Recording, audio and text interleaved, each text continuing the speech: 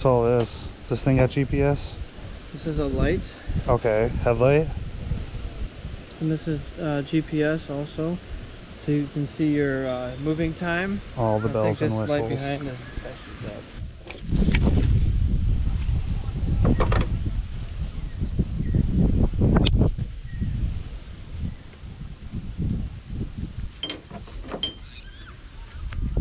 All black, everything. And just ride around for a second. Tell me if you like how high the seat is. Woo! It just lowered it, so I think it should probably be fine for you. Okay. Follow on YouTube under EricSwannRacing.com podcast.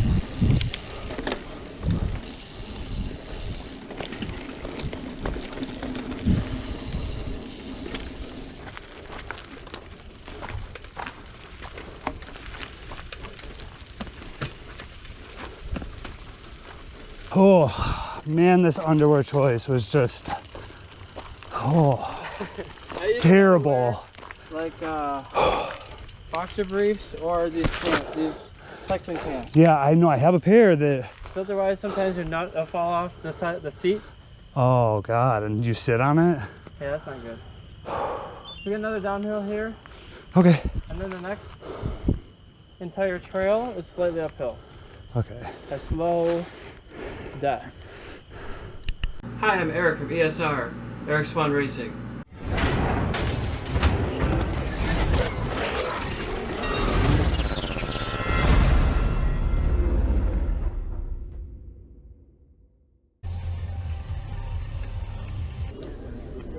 All right, Eric, you ready? In 5, 4, 3, 2, 1, go get him, go get him, stand in here, stand on those pedals.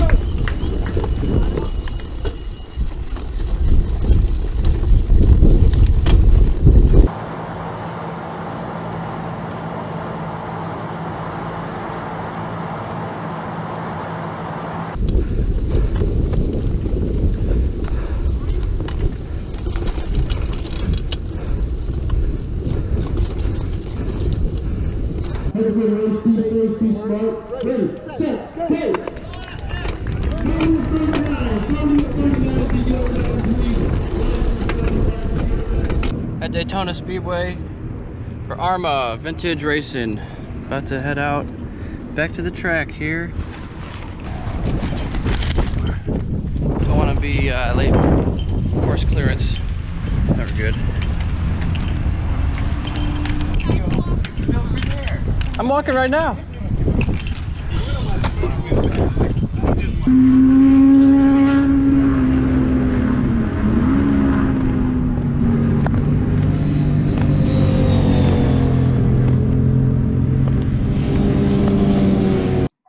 You still racing?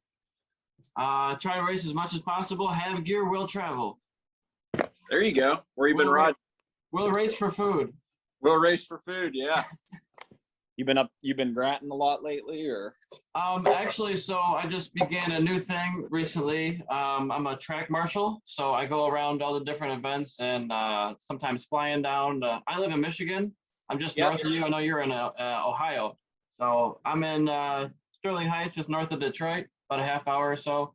But this year so far, I think I've already been to 7 race events working as a track marshal. So Daytona twice, one for Arma vintage bikes, and the second for the 200.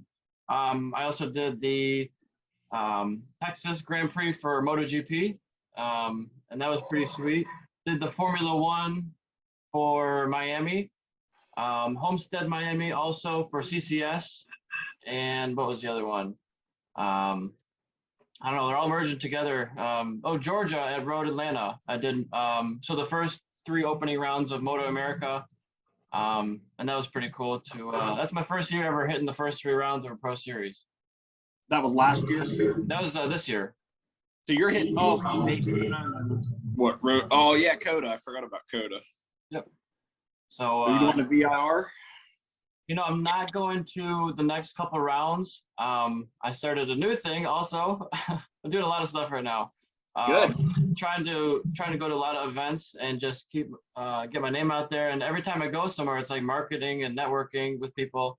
So I just began, actually Sunday, I got certified as a rider coach for MSF, Motorcycle Safety Foundation. So basically it's the intro rider course for basic new riders. And it's just getting people licensed and endorsed for riding on the street. They go over the basics of clutch control, throttle use, braking. They do a lot of tight maneuvers in parking lots, U-turns and things using counterweight. And so I'm teaching that course now. And so a lot of the weekends are now going to be covered from me not having to travel to Georgia. Instead, I can make money in my own state, drive an hour away. That's awesome. So something a little different. We're all just parking lot speeds, you know, with a 120 by 240 foot range, typically is the size of that.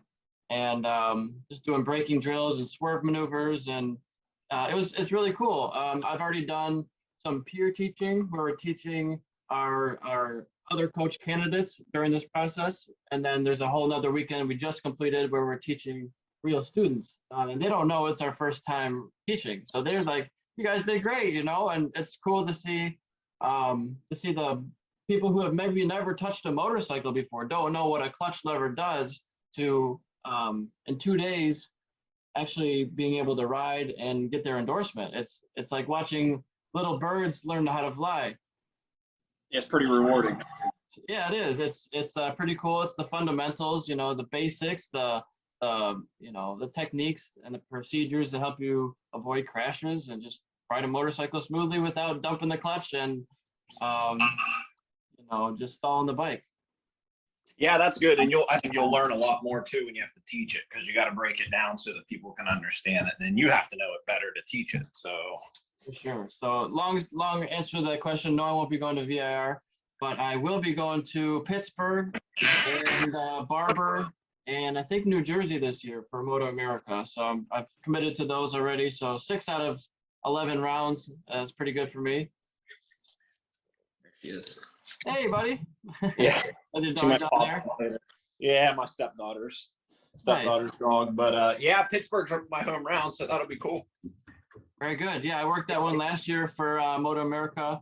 And it's cool to see the fast guys go through there and hopefully not catch their bike on fire, like Wyatt Ferris in the stock 1000 class, I think it was, or Superbike. Yeah, I was a first responder on that fire in Pittsburgh, and we used both of our fire extinguishers, and the bike's still raging on fire. It's like, oh, what do we do now? Oh yeah, I remember that. It left a mark on the track. I think we were the race after theirs. I think it was on Sunday, maybe. Yeah, it was off the race line a little bit, but the elevation of that turn, all the gas went all across the race line, and we were kind of concerned about it. I thought they would bring a power washer out there, but they're like, we don't want water on the track at all. I thought that would be better than gas, but I don't know. I'm not the one who makes the calls. I'm there to sweep the track or help them out however they need. Yeah, I hear you, man. I hear you for sure. But it's cool. All right, background. That's a perfect background. You got some of the new trophies from where I got all the old school trophies, the wooden plaques. Oh, nice. Those are the good ones, huh? Yeah. Well, I need to renew my my podiums here, so I gotta get back out there and get one of the new trophies. That's the easy way to do it. Just go back out and win. Yeah, exactly. It's no big deal. Nothing to it. So tell me a little bit about yourself. We got CJ LaRoche here. It's the EricSwannRacing.com podcast. I think it's going to be number 99. So getting up there in the numbers, and I'm happy to talk to you. You're a pro guy, and I'm pretty sure we run the same number, or have for the many years, number 20. And I started racing when I was 20, and that just happened to be that number was available. So glad to talk to you and get your story. Yeah, thanks for having me on, and it's good chatting with you too. I followed you for a few years there and saw you build up, quite a following on your Facebook, which is impressive. So congrats on that. Thank you. And yeah, thanks for having me, and racing with Moto America right now. And as far as a racing background, it started for me probably like it did with you back in Moto Series, which at one time was fast tracks. And, for anybody that doesn't know what that is, it's pretty much we're at the club level. And, that journey for me started in 2013 and, progressed up from there, amateur to expert, and then was able to get my MA license and join the Pro Series, where it's very difficult to win. And was funny how that competition stepped up. How Yeah, much it's a major step. I'd say from going from novice to expert's a major step, going from expert to pro is a major step, going from superbike champion to international. Look at Cam Bobier, you know, he's almost got his first podium at the last round at Le Mans, but still a 5-time superbike champion struggles going to international world stage. Yeah, the pond just keeps getting bigger and Yeah. And I mean, yeah, you know what he did here. I mean, to win, I think 5 championships, and he did some of them with ease. I mean, to see him go over there, and then for his first year, I don't think I would say struggle. He did. No, that's kind of a harsh term, but I just mean that it's so difficult and such a deep playing field. It's it's just hard to win right out of the gate. It's not going to happen for most people. Yeah, I think you have an expectation where you think, you know, he's going to go over there and beat up on some people, and he has for sure. But it is impressive when first place is only 7/10 ahead of 20th place. Right. You know, the lap time's a minute 40. So it is, the talent level is pretty wild. But that jump from the amateur to expert something, the expert to pro is probably a bigger jump. And then I think what they experience in Europe is an even bigger jump. And you see Swahn this year getting up to speed, and what he did in the Super Sport Championship last year just shows you how good they are to even compete at that level. So it's a pretty good weekend, though. It was a good weekend to watch Cam get up there. Heck yeah, and Joe in the top 10. I mean, there was a lot of attrition, but you know that's what happens in motorcycle racing. It's not a math test based on your lap time. It's like how well can you cut through traffic? How much strategy are you going to use to get by someone, or too much tire, and then you're worn out for the remainder of the race. There's a lot to it. Yeah, when's the last time you watched the 2 race where everybody finished? I mean, I don't remember one. So that's just a part of every weekend. And for those guys that come from where they did, Joe and Cam, to go 7th and 4th is just incredible. So pretty good for the Americans. I mean, that was a fun race to watch. Heck yeah. And so what class are you racing in now in Moto America? Yeah, Super Sport with Northeast Cycle Outlet, Kyle Alexander and teammate Ben Smith, and second full season that we're doing this year. Actually going to the West Coast. So last year was pretty humbling. Yeah. A year out there with that pace of riders, and it makes you grow quickly. And now this is basically a brand new class that never existed before. So it's like everybody's a rookie in this class now, because it's a new 750 class. Modified 600s allowed, and Ducatis and MVs and all these different bikes. So I'm sure it'll take a couple of rounds to sort out the BOP, the balance of performance between all the different manufacturers, to make it truly even, with restrictor plates on some bikes and maybe rev limits on others. Yeah, it was a little bit of a good indicator. Maybe, VIR will be less. I don't think you'll notice that horsepower as much at VIR. Now, Road America is going to be the real true test of what those bikes can do. But from at least talking with Ben, he had the experience of running up with Lock Off, and I think that what's interesting isn't so much the top speed, which I think maybe you would figure that the top speed is going to be the killer for everyone. I think it's just the acceleration off the corner. It's the torque coming off the corner that's really what's impressive as they climb up through the RPMs. The 750 and the Ducati, I think that they build up to that speed quicker and not necessarily have much higher top speed. At least from the traps, what we saw, we were pretty competitive at the trap speed. So yeah, I'm excited for VIR, but I'll be real excited to see what they look like at Road America. Yeah, and it sounds like the Suzuki's might be the bike to be on. There's a lot of 750s out there. Still some R6s. There's Ducatis. What do you think the best bike to be on are? Do you feel like you have the best manufacturer behind you? I mean, I do. Our bike's fast. It's a Graves R6. I mean, give Chuck Graves a lot of credit. He can build an engine. And he's a big name in the sport. And it's been a big name in the sport. He's proven that he can win, and he builds winning machines. And now that I've been on a Graves bike for the last 2 years, I've really seen that difference in what he does with the electronics. And it's not just the horsepower out of the machine, it's how the power gets to the ground, and he builds a top level machine. And I'm just thrilled with the reliability and just how smooth you can feel the throttle in your hand and the tire on the ground. I mean, it's a great bike. Everything from the engine braking to the little bit of TC that we use, it's impressive. So I feel like I'm on the best bike. I mean, I wouldn't get on the 750 just because I think they got some time, to figure things out. There's a big unknown variable there. How much is it going to get derated? Is there any electronics issues? And then, the Ducati too. I think that they're going to be in that same boat where the R6 has just been proven year after year. So yeah, I think I'm on the best machine. Yeah, and it's interesting to see everybody's decisions and what they go with and what really comes out as faster in the end. But time will tell. Yeah, and I like it. I think it was cool that they brought those bikes and bring some excitement to the class. And then, yeah, if you beat a leader bike, then all the better if you're on a 600. For sure. Now, do you wish that Daytona was part of the championship point series? Because it's kind of like a one-off. They stole it from CCS, which might give it some more visibility, maybe bring some more eyes to the sport, being at a Moto America level instead of a club level. I think that's a benefit.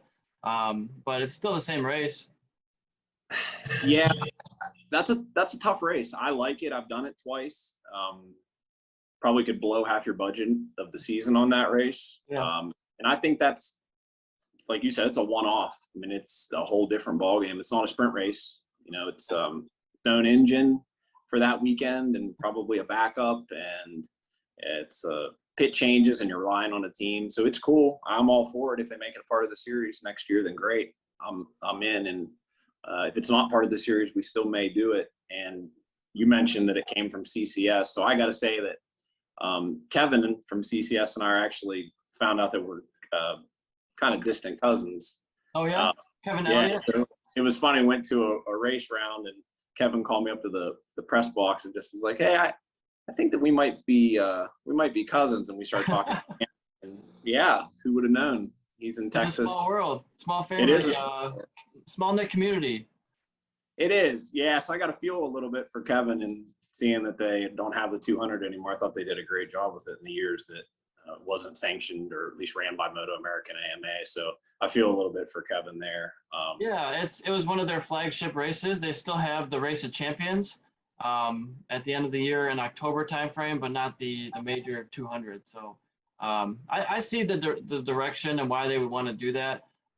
Just make it elevate the status. Not that they did a bad job at all. I know the guys personally and work with them and corner work that event. And so it's just cool to be a part of it.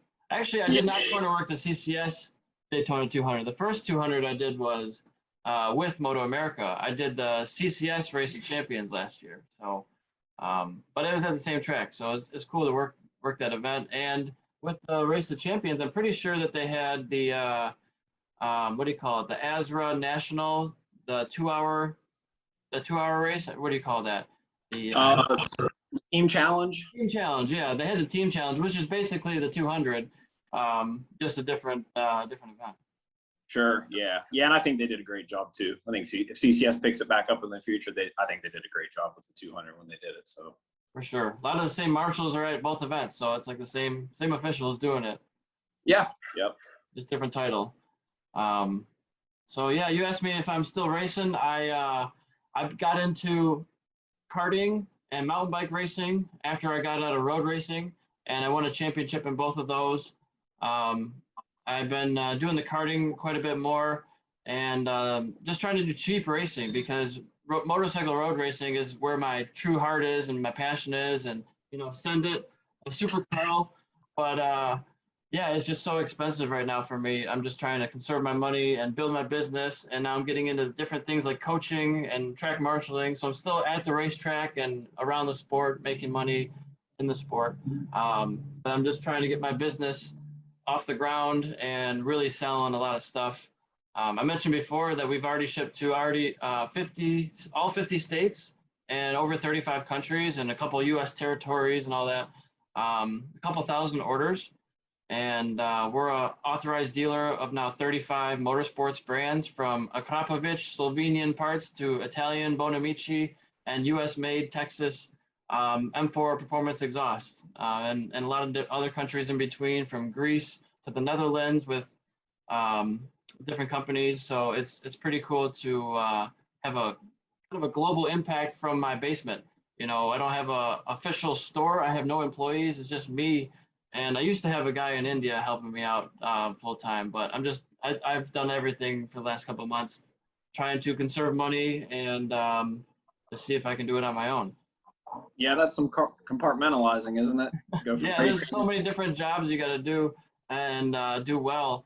I think something that I could improve on is accounting because it's just something I don't like doing. And so like I'm behind on all that stuff right now. I got a whole bag of receipts I got to go through and log and like, oh my goodness. That is the boring part for me. I don't like that stuff, but I love selling motorcycle parts. Maybe you can farm that out to somebody. You know, somebody Yeah. that needs a motorcycle part at discount and they do some accounting for you. Just trade that out. For sure. I mean, there's other ways to do it. At a certain point, you can start hiring out the things you hate, right? To other people who maybe love doing that, and that gives them joy. Right. Obsolete yourself. Just back yourself out of the things you don't want to do. That's the idea. Is eventually, like, I have eBay and Amazon stores and my own websites that you can buy from, shopesr.com. And the idea is that those sites, products are always available 24/7, 365 to the entire world. I don't have to be awake to sell you a part anymore if it's listed the right way and all the descriptions are right and the pictures are there and there's size charts for everything. You know, it kind of takes the guesswork out of it. So I'm trying to add like FAQs so I don't have to answer as many questions. So answer all the questions for them, at least put it in the description so they can see that stuff. So there's a lot you gotta put together. Yeah, you're wearing me out. You know how to do so. Congrats on that. I mean, putting that together, that happened. It's a heck of a lot of Excel spreadsheets and stuff like that. Yeah. Well, I wish you success on that. I mean, I hope that hopefully that the racing community is supporting you and you know, podcast or getting out there and able to spend some money with you. For sure. And the whole goal is to help fund professional racing so I can get back out there and be banging bars with you guys. And that's where I feel like my heart is. So I got to get back out there. Yeah, and I'd probably spend some money with you, but you got that Super Carl shirt on, so I don't know. I'd have to think he's about your direct competitor. Yeah, no, he's a good guy, and yeah, I like Carl a lot, so I say that jokingly. Yeah. But sorry about that. Clear that. No worries. But yeah, Carl's a great guy, and we've had some good battles, so I'm glad to see you wearing his gear. Yeah, it's I think it says something on the back too. Oh, nice. you do the Super Carl? How's it go? Yeah, like the. There it is. I don't know what you call that. But yeah, I used to race with him too at when we were first novices back in 2012 was my first year of racing. And we were racing together and banging bars and novice and expert. And I kind of had a really bad crash and he had a really good job. So he kept racing. And I got into other things in the meantime, like I said, mountain biking and karting and foot racing, a little bit of triathlon. So just trying to stay fit. And now last year and this year, I got into a new sport, a new discipline, supermoto. So I've done, I don't know, a handful of supermoto track days so far. And I just bought actually a 2021 Kawasaki KLX 300 supermoto.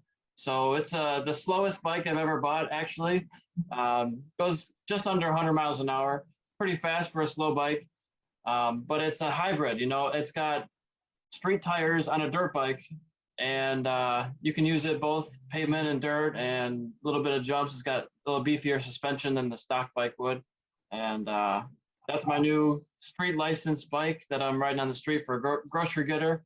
But also taking it to the track and doing some supermoto track days is insanely cheap. It's like $70 a day. And you don't go through tires. If you crash it, like nothing breaks.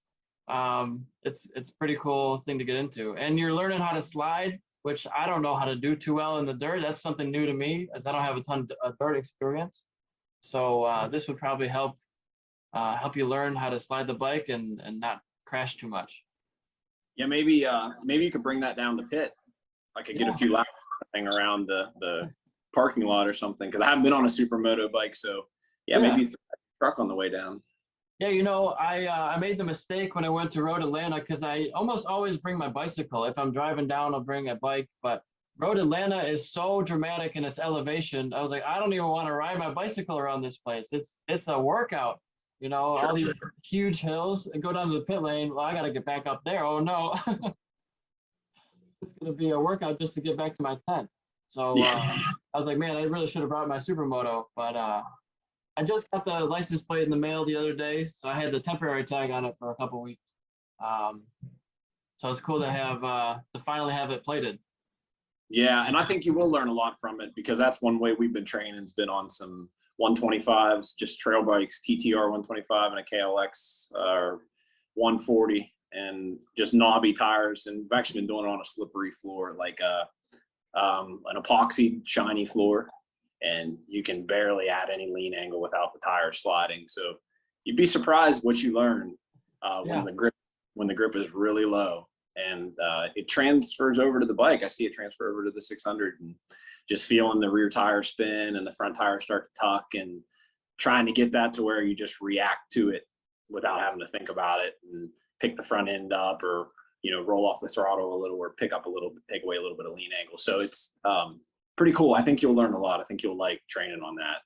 Yeah, heck yeah. And it's a very manageable bike. People ask all the time, what bike should I start on? I always say the smallest bike you can possibly ride without getting feeling crazy about it. Like people, I think there's a big resurgence in 400 or entry level bikes, and I think that's great. 400 class is booming. 250s to 400, I think, is where it's at for new riders. What do you think? Oh man, it totally, because start on a 600 like everybody else, you know, or 1,000. I mean, when you don't track ride and that's new to you, you just think, hey, I should buy a fast motorcycle and I'll be fast. And right. couldn't be further from the truth, you know.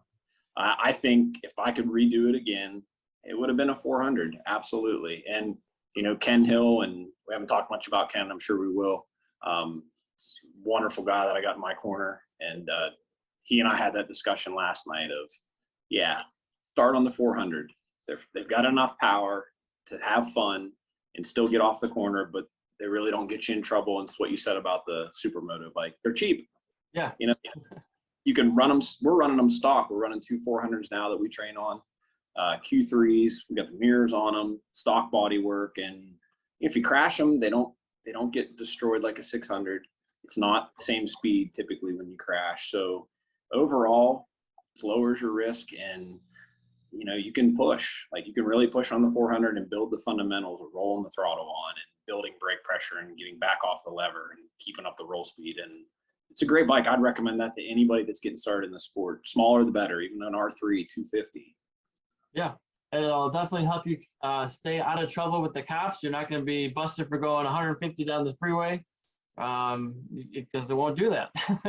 Yeah. I was riding with my buddy though. He is a BMW 1000, and it's like an adventure touring type style bike, but still, you know, very fast machine, 3 times plus what my bike is. Like, man, I can't keep up with you. You got to slow down. Yeah.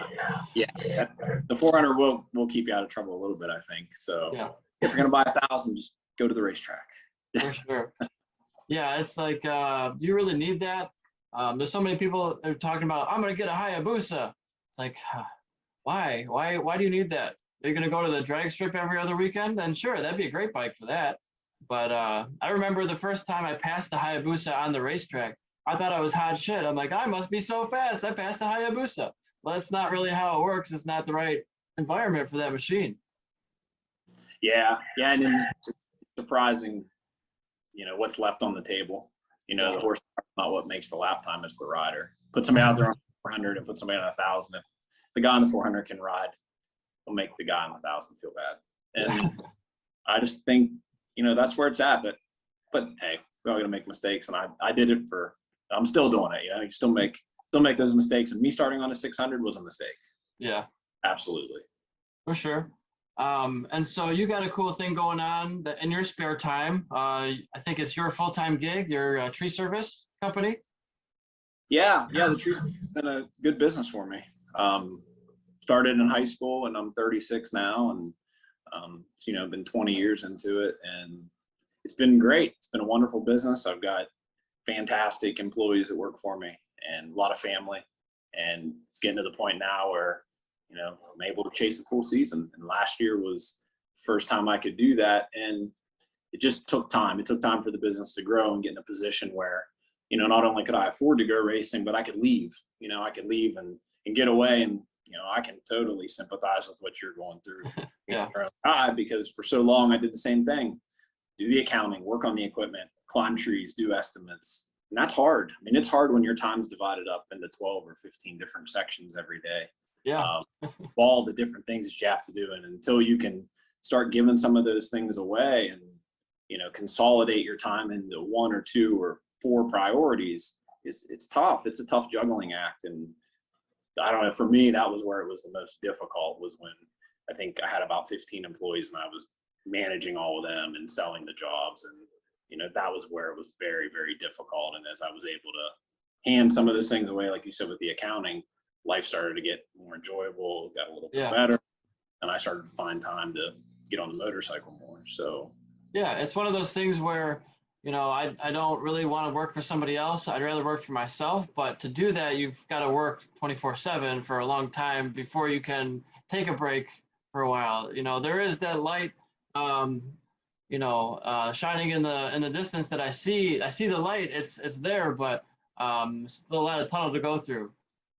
Yeah, I mean, I just don't believe there's home runs. You know, there's very few times where you're just gonna take a swing and hit the game-winning home run. And, you know, take that analogy to business, it's how many people have a one-off idea that, you know, without a lot of work turns into millions of dollars. That's a rarity.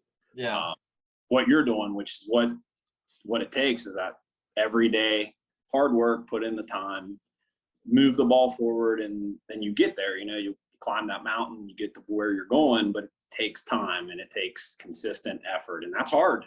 Sure. And for a while, I thought it was going to be like, oh, I'll be done with listing all these products in X amount of time. This vendor will take 1 month. This one will take 2 months. That's not how it works at all, you know. And then you have all these different roadblocks, and then, you know, other things come up that sidetrack you or get in your way.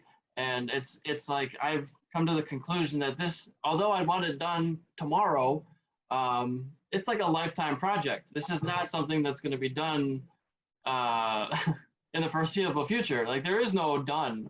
When I'm done with the vendors that I have to upload, I'm just going to get more.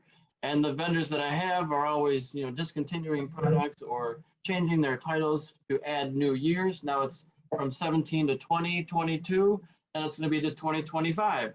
So every title's got to be updated at some point, and new products come on for every new season, and then there's pricing changes, and then it never stops. So just like the trees keep growing, you know, there's always new products. Right. Yeah. It's a never-ending journey.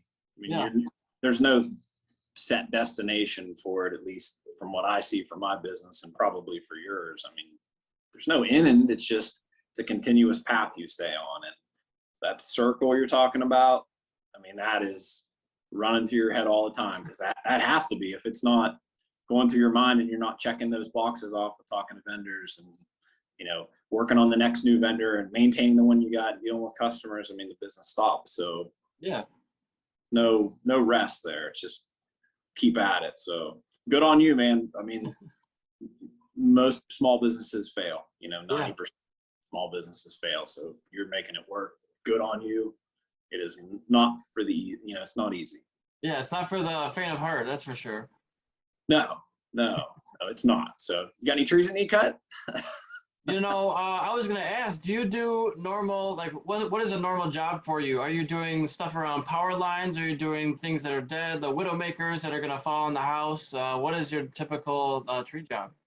Yeah, all of it. I mean, it started out for me, you know, when I was 16 mowing grass, and that transformed into cutting trees when I was 18, 19. And that's just me out there climbing and trying to learn how to do it and throwing it on a trailer, and you know, the slow way, the way you have to start, the way I started.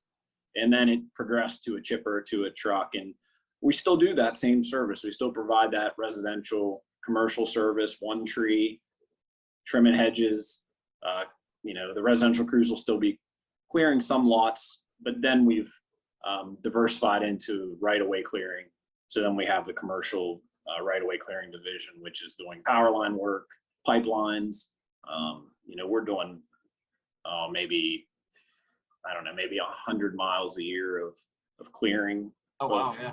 Heavy clearing, which is a substantial amount. And then, you know, we're also maintaining right-of-ways with the helicopter. So we've got a couple MD-500s that we're aerial side trimming with, and those helicopters will see, you know, over 1,000 miles of right-of-way. And actually in Michigan, we were in Michigan last year doing some power lines. So we diversified out, just a couple other things with the sawmill. So we're building some wood materials, construction mats, grade lumber, and then we do a little bit of environmental services. So try to diversify, not to have all our eggs in one basket. So the business has progressed from just trimming the one tree to full on right-of-way clearing, to using the wood for a mill, and try to diversify. You know, I don't want to get caught with all my eggs in one basket. Yeah, it sounds like a hazardous occupation, but if you can do hazardous things well, they typically compensate you for that hazard, right? Yeah, I mean, that's the best way to put it. If you do a dangerous job safely, then you get paid well to do that. But like you said, it's risk versus reward. It's what you do when you get on the motorcycle. I mean, it's not chess. We're not playing ping pong. Like, you know, it's life or death. And that's probably what makes guys like me and you do what we do, which is you get a reward for doing something like that. Like, I don't know about you. I don't go out there and have feel like you know, my heart's coming through my chest or anything, or that it's like I'm jumping out of an airplane. I don't feel that. You know, I feel the accomplishment from doing something difficult, just as the tree business. It's difficult, it's dangerous, and when you do it, you know, somewhat right, or what you think is pretty good, then it feels good when you're done. You know, that feeling can't replace that with anything. Yeah, I mean, maybe my heart's jumping on my chest if you have a crash save or something like that, but a typical lap, no. It's try to be as calm as possible, breathe, and focus on the next point. Yeah, I mean, it looks absurd. You know, I know you're working the corners and you see somebody go through a fast kink, or you'd be at Road Atlanta, watch the fast kink into the back straight, and even for somebody that races, you watch it, it looks absurd. I mean, even for me, I still watch it. I'm like, wow, that's fast. But when you're out there, yeah, it doesn't feel that way. You know, it's not what it feels like when you're in the helmet. And right. Yeah, but it's a great sport. Yeah. To me, it's just like trees. It's awesome. I love it. You just can't get it's hard for me to get enough of it, you know? Yeah. So yeah, I'm in the same boat. I also do that simulator racing. So that's one way that I can save a whole bunch of money, by staying in my living room and doing some racing. Esports with Assetto Corsa Competizione is the main world championship game right now. So I've been doing that, trying to get my safety rating to 100. That's difficult because if you get in an accident with somebody else, whoever is at fault, it doesn't matter. You both get points against you. So if somebody rams you from behind and just, you know, you had no chance of getting out of their way, you both get points. So it's kind of like, well, if you're involved, you better try to avoid at all costs. Yeah, that's pretty cool, but not something I have any experience with. Not done much on the sim, and I don't know. Is there a benefit there? Is there a benefit to racing, you think? I think it's so accurate. Like, they've taken sim racers who have won their championship into a real car, and they used to put them in Pro-Am series, like IMSA or something like that. So there'd be a pro driver, and the winner of the esport race was the AM driver. Well, the sim racer champion was faster than the pro in a lot of instances. And so they determined that they could no longer be considered amateurs. They were professional level and sometimes setting lap records in the races. So having almost zero experience in a car, coming from a simulator, they can jump in a real car and do the same exact thing in real life. So I would say it's extremely accurate. The one I have is a Fanatic, and it's one of the professional models. Like, it's not a toy. And so when I do it, I feel like I should start my fitness watch, because it's such a workout. Like, at the next day, your chest might be sore, your arms might be sore, your legs might be sore, because it's you have different pressures and different springs that you can put on the gas pedal and the brake pedal. You even have like a damper for the brake pedal. Like it's highly involved. Yeah, you can change like an infinite amount of settings on it. I have like a Formula One style wheel, so you can change your traction control, ABS, different brake balances, all on the fly. It's paddle shifting, and my buddy has one that's I think you can buy all sorts of different wheels, and some of the wheels they're making now, you can literally take off of your sim and put it in a McLaren and use that as your wheel. It is a direct replica of the real thing for the McLaren race car. So it's I mean, they're not cheap, don't get me wrong, but it's extremely realistic. I mean, I had no idea. Yeah, I gotta come. they call it force feedback. So when you're going around a corner and you over rotate the wheel, you can feel your wheels chatter. You can feel your front pushing and chattering. You go over to the curbing, you feel it on the curbing, or your tires. Imagine you're going over a crest, your car unweights and you lose your steering for a second because your tires don't have enough weight on them. So like all these things that compound, you get into weathered, rain races, it's even more difficult because then it's harder to feel things under you.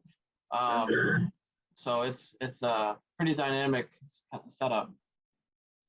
Yeah, I had no idea. And there's you can buy a lot of tracks. I mean, there's tons of different games, but you can buy tracks a la carte. And some of the racing games have VIR and Road America and Road Atlanta. And so I'm like, I don't know all these tracks. They're not on Gran Turismo. So you have to find out and seek out these other games that have the tracks. So you could, and I know it's something that Travis Wyman does, he'll play these games on a simulator and put it in a car that would be a similar pace to his motorcycle. And then go through all the track and just do that. So it's ingrained muscle memory. No, it might not be the same vehicle. It might be a four-wheeled vehicle, but you're still getting all the bumps of the track. These tracks are laser scanned. And so they have every single bump, every nick and cranny that usually even the streaks and the S's that are in the different tracks, like the pavement changes are in the game. Everything, it's on there. Even the scenery is inch perfect. It's amazing. Dude, that's unreal. I think I need to make my way up to Michigan, try that thing out. Yeah, man. It's you don't have to spend a couple $1,000s on one. You could spend probably a couple hundred, get a Logitech one, and call it a day for a little while until you want to get your foot deeper into the sim racing arena, because you can get pretty involved in it. My buddy has 3 screens, so he's got 1 and 2 on the side. You can get kind of like a periphery, and that helps a lot. Imagine if you just have 1 screen, or if you have 2 off to the side, you get so much more. You can see the car beside you. Otherwise, you wouldn't be able to see that car at all. Stuff like that. So they even have stuff called a butt kicker, which you can put underneath your driving seat. It gives you vibration based on what you're feeling in the car. So if you smash into a wall, you feel a big hit or something like that. You feel all the shifts. It'll make it sound like your car's clunking into gear, like it really would in real life. Yeah, it's you can get pretty involved. Maybe it's a converted from flight sim. Maybe get a flight sim, car sim. Yeah, it's just a different handle, right? It should be all it is, but that's pretty neat. Actually, glad you mentioned that. I might do a little checking into it. I mean, it's not something with at all. Yeah, I would highly recommend it for anybody who's racing. You can crash a million times in that, and it's been $0. So, I mean, I find myself trying to go to 100% probably quicker than I would ever do in real life because there's less consequences. I don't know if that's ingraining bad habits, but when you're doing a video game, there's just less consequence. So you can push harder and still get the same concept. I was actually doing VIR yesterday, and what turn 4, the left-hander, I was like, man, I'm going too fast in this every time. I'm going wide. I'm missing the curbing, and I'm losing the front. Like, damn it! I did that like 4 times in a row. I can't go full throttle through that section. I have to let off the gas. I just tried it like a bunch of different lines, and I was like, there's no way I can do that section full throttle. You have to let off. And so like, maybe that's a good way to learn. I don't know. You're just working the equation backwards, but typically if we work the equation backwards in real life, you know, you pay for it. Yeah. Well, Pretty there's some people who say they go that all pro racers go immediately to 100%, and then if they can't make the corner, then they back off. I'm like, well, I don't know if that's really true. I mean, maybe some people say that that's what they do, but I think you're going to have a lot of crashes in real life if you go that method. I mean, I'd like to say that I do that, but I don't, and I don't, you know, when I'm on track, I don't see anybody else doing it that way. I just look at the lap times. Yeah. You don't see the fastest lap set on the first lap of the weekend. No, it's just almost impossible. Even if you've done all the sim racing that you can, your bike's got to warm up, you've got to warm up. There has to be some sort of, you know, stepping into the race arena and putting on that helmet, you know, taking on a new character when you get on the track. So it takes a minute to get back into the groove. Sure. I mean, how many sports besides motorsports do you take off 3 weeks before you get back out there and do it again? I mean, Yeah. Most sports you practice in between. My stepdaughter's probably got practice tonight, I think. So, Yeah. And then she'll play tomorrow. So for softball, and you know, a lot of the other sports, you know, you kind of take that for granted that you get to come from a game and then practice the next day. And with our sport, you don't do that. I mean, you try to simulate with your race sims or a dirt bike, but it's not the pace, it's not the grip, it's not what you feel on the motorcycle, especially when you go right into a heavy race weekend. It's, you know, when it's not practice and you're there to compete, and then weekends are short, you know, you don't have a lot of time. So you do need to get up the pace quick, and the pressure's there. But years ago, not that many, maybe 2014 or 15, you know, I got a chance to teach at the Omaha school, and I started out there at the Omaha school as a student. I did 2 schools and asked if I wanted to instruct a little. And At the champion school? yeah, with Nick Einosh, and that's how I met Ken Yeah. Hill. You know, I got a lot of respect for those guys and in the program, and it was fantastic for me to go there and get some instruction before I went out and did something that was pretty dangerous. Yeah. And that I can credit that school, you know, Ken, Nick, with a lot of saved crashes. But being at the school, you got to work with guys that were top level, and Scott Russell was one of them. And he's awesome. If you talk to him or you've ever seen an interview, just an easygoing Southern guy, but you'd never know he was a killer on the racetrack. I mean, Yeah. he just doesn't have that personality, but you know, he puts the helmet on and we would go out and ride. It was really cool. Yeah, just to see that level of expertise and talent, both those guys, Ken Hill, you know, I think I just saw something on Instagram. He was talking about, he had a group of guys around him, I think with Wyman on the bike, and demonstrating braking ability. And he was talking about, you can have a tremendous amount of load on the front tire and using front brake pressure, but you cannot use it too quickly. Like if you're stabbing the front brakes, you will wash out your tire. If you are easing and squeezing your front brakes, you can use almost 100%. I mean, you don't want to bring your front brake lever to the bar too many times, but the point is you can use tons of brake pressure, but not too soon. Yeah, what he's basically saying is, yeah, the front tire will take a tremendous load, but it won't take an abrupt load. Yes. And so that grab, stab, I think that's what most people believe that the sport is at that level. At a high level, if you don't know and you haven't been taught, you just believe that everybody does it more aggressive. And that's not it. The top guys aren't aggressive. They get it done. I mean, they pull on the lever, but they load it. You know, they load that tire, that millisecond, their fingers are just loading it with 5% of brake pressure, and then they build the load into it. And there's a big difference between that and going just right to 100%.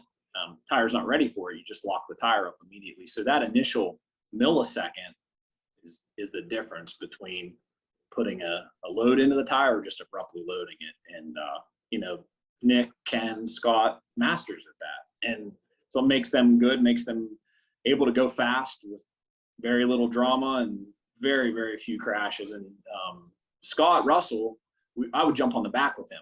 Yeah. So we would do 2 up.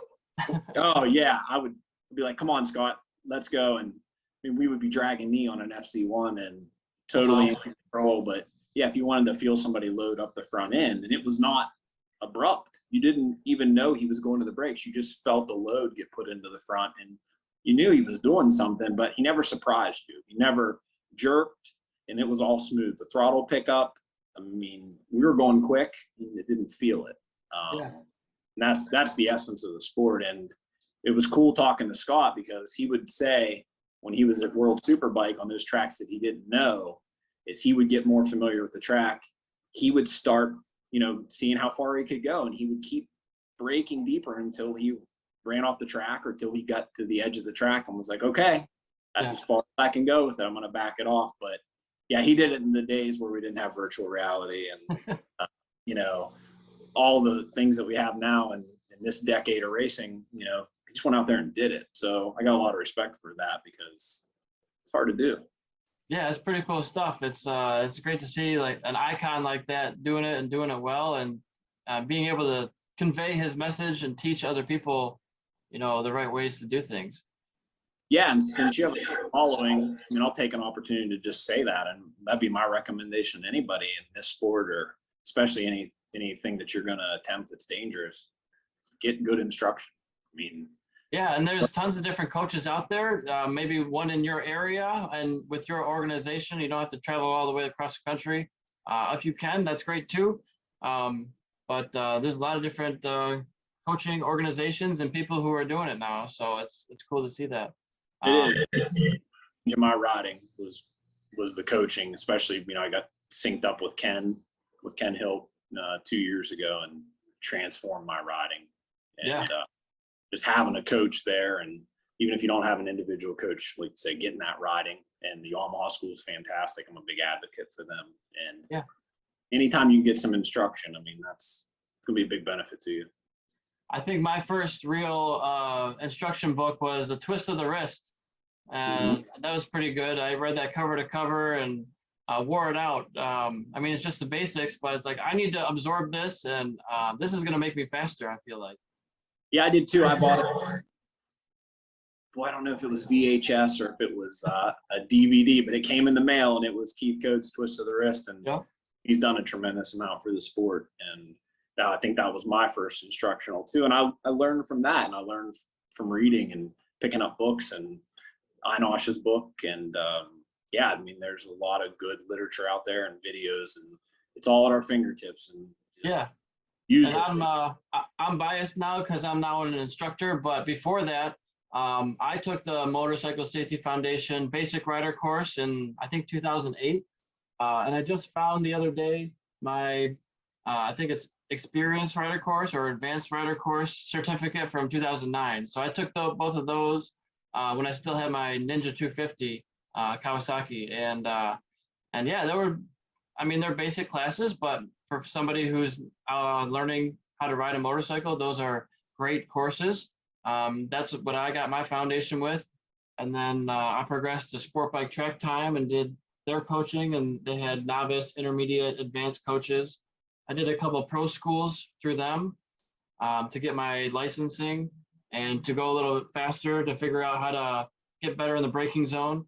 Actually, Oliver Gooden, former pro, he helped me. And man, every time in turn one at Grattan Raceway, he said, I'm gonna help you in your braking zone because you're not braking near hard enough. And so that was the first day I ever got my rear tire off the ground. And the first time it happened, I didn't even realize it was off the ground until it comes back down, right? You don't really feel it because there's just no feeling anymore. It's just freewheeling kind of. It's not in contact with anything. So there's nothing to feel. It just feels light, and it feels like your bars go down a little bit further. Your rear comes up a little bit more. And so 50 times, 50 different laps you'd pass, I'd break at my point. There's 20, 30 feet later, there's Oliver. I'm like, man, I need to step it up here. So it's after that was kind of my style, was trying to get the rear tire off the ground, maybe an inch or two. Not much, just so you know that you're at maybe threshold braking and you can't brake any more than that. You're maybe braking too much at that point because now you're unstable. So that was extremely helpful for gaining speed because if you have that mentality going into every corner, how can you get past? you can't be passive. You're at your maximum now. Not easily anyways. So I did those courses and those coaching programs. And then I did the Jason DeSalvo Speed Academy a couple times. I did that one at Gingerman and at Barber Motorsports Park in Alabama. And I don't think he's doing that coaching anymore. I think he switched to an online based, I think it's Ride University, I think is the name of his program. But that way he can coach, way more people rather than just one classroom at a time. So it was very valuable for me. But like I said, there's tons of instructors out there. Oh, there is. There's a lot out there, and you can find the content online. I know, Ken Hill puts out a lot of podcasts, and he has some great information that you can get on his page, Ken Hill Coaching, and it's all out there. Any of those guys are giving good instruction to Salvo, and if they're willing to offer it up, use it. Those guys are winning championships and at the highest level. So yeah, I'm sure you saw an improvement from the DeSalvo school. Oh, tremendously. I think after one weekend, the very next race weekend that I had, I won 6 out of 7 races in the novice class.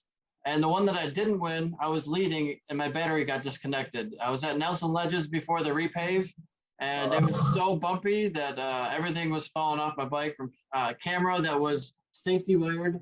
That fell off my bike. And the mount broke in half. The mount I put it to broke, not the actual camera. So I screwed up on that one, but I had some bolts lost and my battery disconnected, and it was, you just got Loctite everything there. I had that happen. I had a negative terminal come loose on the battery and on the start grid of an amateur race, and I had to pull off the track, and it was that. But luckily, it's not that anymore. It's pretty fast. Yeah, I haven't been back since the repay, but I hear it's faster than it was before. People are hitting 106s, 107s. Yeah. I think the lap record now is a high 105 on a 600. Wow, I think I was doing sub 110s. I think 109 somethings back 2013, 14 timeframe, where it was so bad I almost sprained my ankle walking the track. Like, it was not good.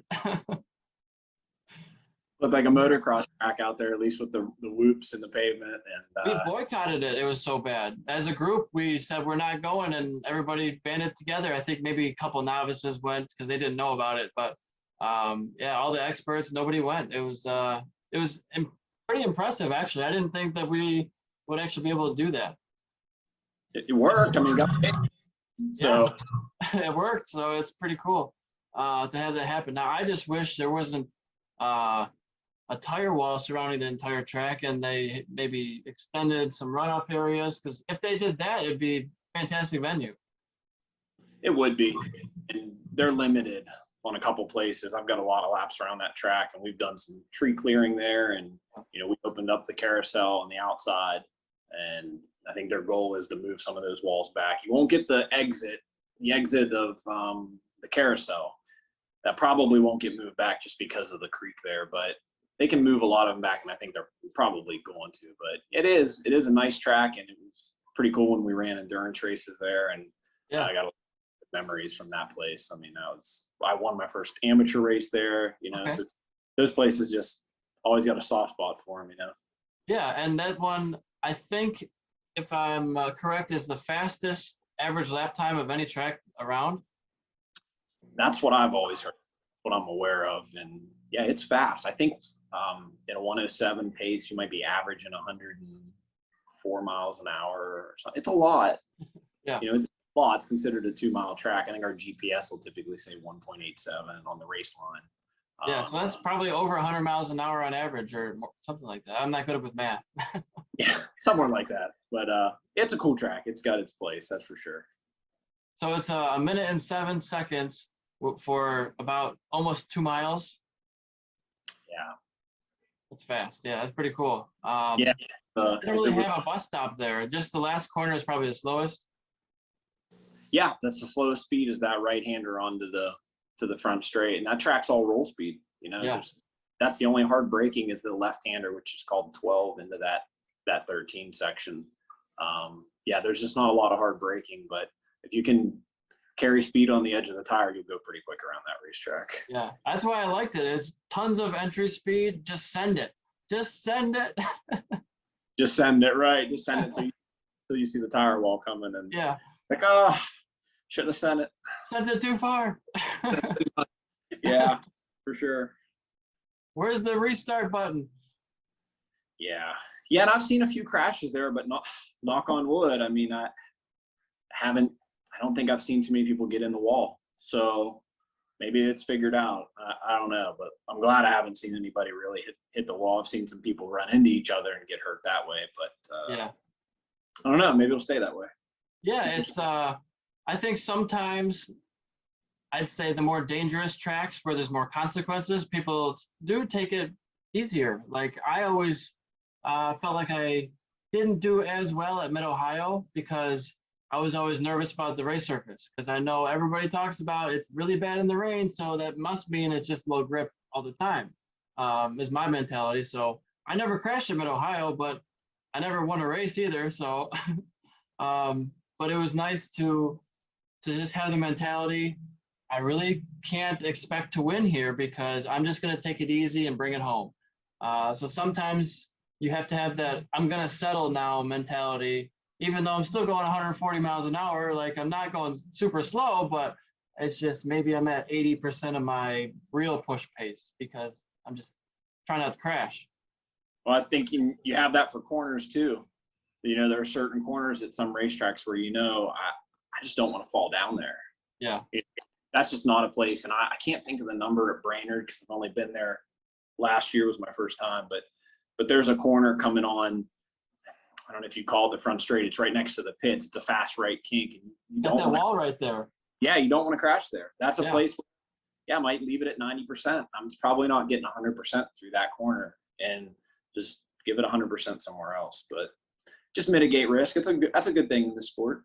Yeah, because I learned that the hard way. I crashed into a guardrail, a pit wall of sorts, just like Brainerd at Grattan Raceway about 7 years ago now, a long time ago. I've been fully recovered, but it was 7 broken bones and the whole 9 yards, hospital for 2 weeks. Like, I'm happy to be alive. It could have been the one. But you never know when that situation is. So, you know, I was just happened to be on a right-hander and I high-sided heading towards the wall with no air fence, no tire barrier, just a steel barricade. So you gotta be careful out there. Yeah, you do. I mean, that is the scary part of the sport. It's gotten a lot safer. I think like Moto America and Weir is doing a better job of at least putting straw bales out and air fence. So I think it's getting better. But yeah, I don't envy you for that. Yeah. But I don't know what the law is in your state, but in our state, the helmet law has been repealed a couple years ago. And I see people riding all the time without a helmet. It makes me nuts about it. But I'll do a little show and tell. I just got a new helmet myself. Blur Optics goggles.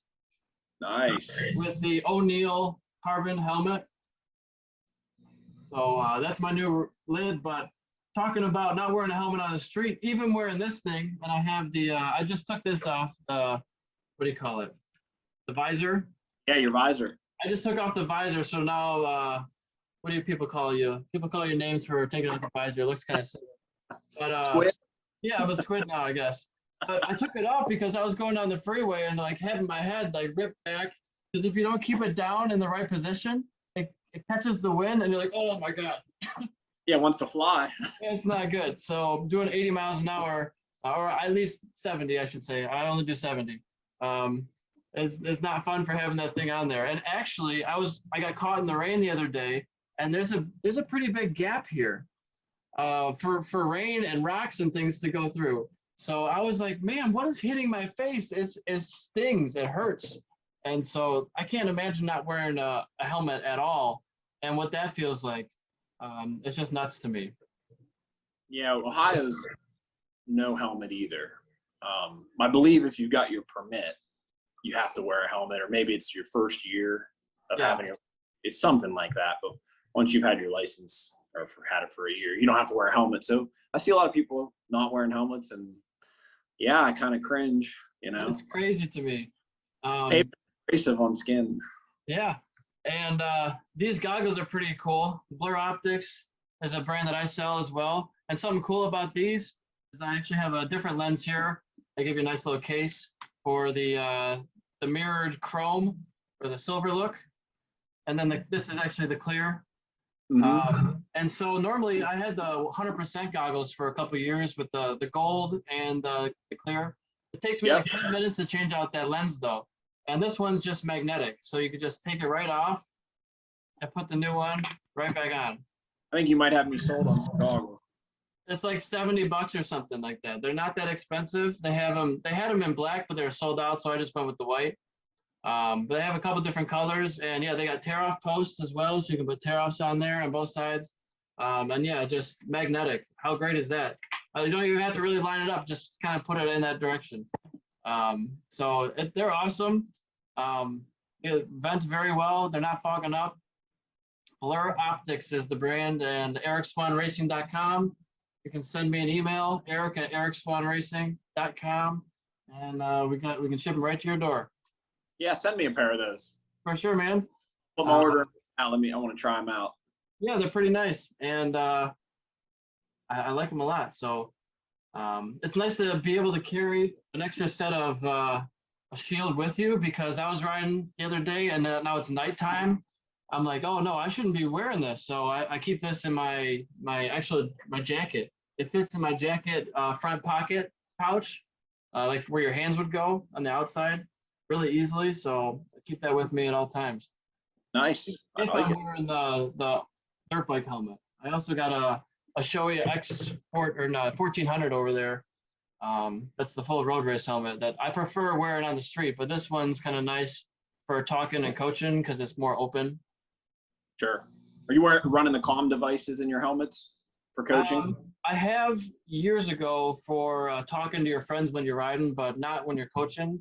Usually I kind of take my helmet off, but we do have to do demos of the riding when we're coaching. So it's kind of like on and off and on and off.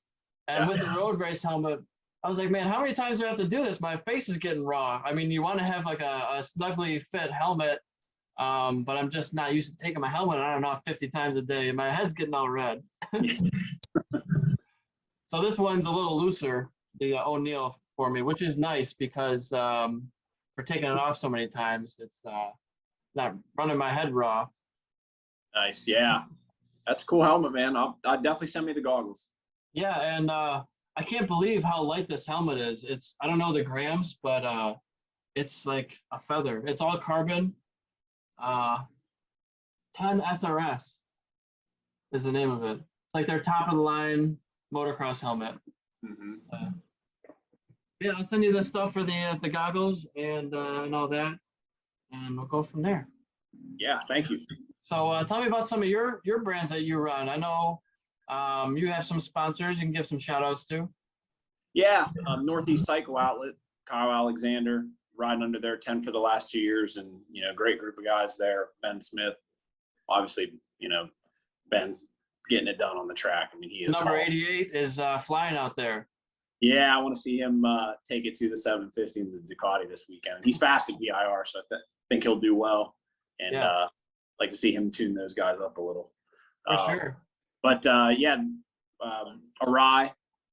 been a great supporter of us, and love their helmets, and it's hard to beat Arai.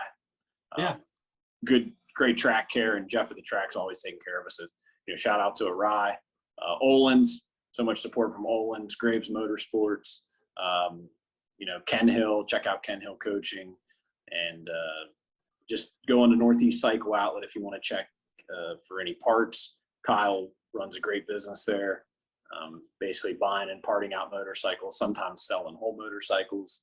Just a good guy, and good guy to give, just like you, good guy to give business to.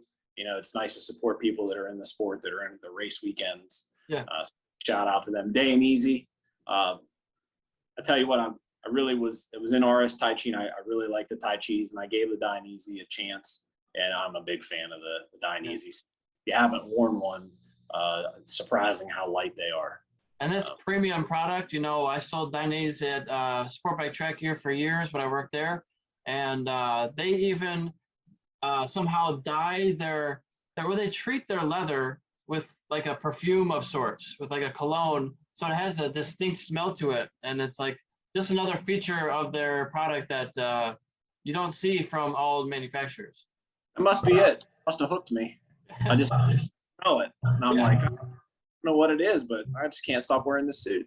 It's very unique. It's a very unique smell. I'll tell you what, if you wear one, you will be, I mean, they smell good, but and they fit well. I mean, they fit well. They're light, and it's like, you're not even wearing a suit, to be honest with you. Actually, when I first wore it, I thought, is this thing going to burn through if I crash? Because it feels really thin. And I crashed in it once or twice, maybe twice. And, so far I still got all my skin. So it did fine. But is that kangaroo or leather or cowhide?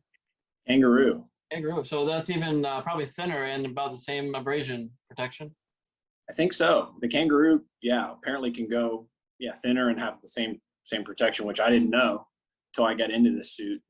That's how they make it so light. So they're probably not cheap. I don't know what they are off the rack. I got a couple custom fit suits that Dane Easy took care of me on, and treated me very well. So just hard to wear anything else now. So I've been happy to switch over, to that brand. And and then I got, shout out to LaRoche Tree Service. So for sure. Dainese is like the Ducati of leathers. that's right. Yeah.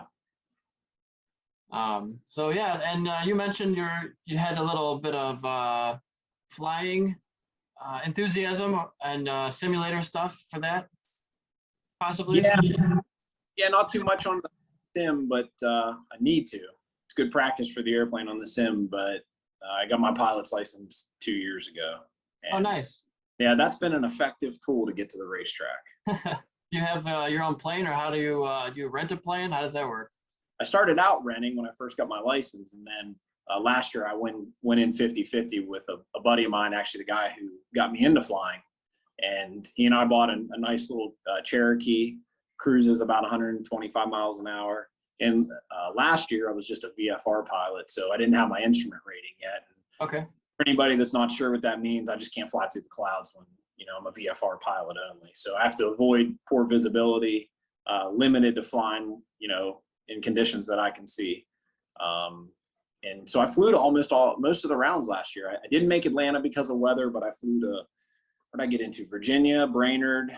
Brainerd was a long flight in that plane. Barber, Pittsburgh. Well, Pittsburgh I drove, and then New Jersey. So a lot of the racetracks, like New Jersey, the airport's right there. Perfect. So base the final, I'm just right over the paddock, and the airplane's been great. So now this year I'm instrument rated, so I should make a few more rounds, because if the weather's poor, I can at least fly through the clouds or whatever I need to do to get there. So what would happen if you planned on, but only last second you said, oh, I have to make an emergency landing, and you landed on the racetrack?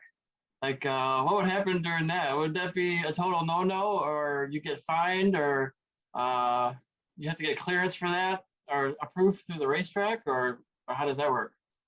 I mean, honestly, I can land on the racetrack if they give me permission. Give you clearance? Yeah, if the racetrack gives me clearance and I don't do cause any potential harm, any undue hazard to people or property on the ground, I can land pretty much anywhere I want that, like say, doesn't create that hazard. So yeah, any of the racetracks are listening and they want to say, hey, you can just land here and park it for the weekend. That sounds good. That would be a great marketing thing. Like I was at the Formula One Grand Prix at Miami a couple weeks ago, and somebody Red Bull athlete jumped out of some plane I didn't even see fly over, but you see him parachuting down, he landed on the racetrack. I'm like, how did you get clearance to do that? That's pretty cool. Right. Just a lot of red tape to cut through. Yeah. I got into some aerobatics, so I started doing loops, rolls, spins. Okay. Kind of got into that because I wanted to understand more about flying. And, when you're just flying straight and level in a normal airplane, you don't do loops and rolls, so you never really feel all the attitudes, You never really see what it's like to be going straight up or straight down. So, that always scared me a little. And I thought, well, I should do some like spin training or upset training and see what it's like to be upside down, or if you got yourself in a position, how would you recover? Yeah. And when I when I started taking that, spin course, I thought, yeah, I think I do want to get into some aerobatics. So I did some aerobatics and then ended up buying an aerobatic plane, kind of like a Red Bull plane. Okay, yeah. She flew it to Road America. That's sweet. It's like riding an R6 to Road America. It's not comfortable. Like, seat's hard and your butt hurts, and it's not the most comfortable. It's fast, it cruises about 200 miles an hour. So we got there quick. And then actually Saturday we went out and did some aerobatics at the racetrack. So out close to it, all legal, just Sure.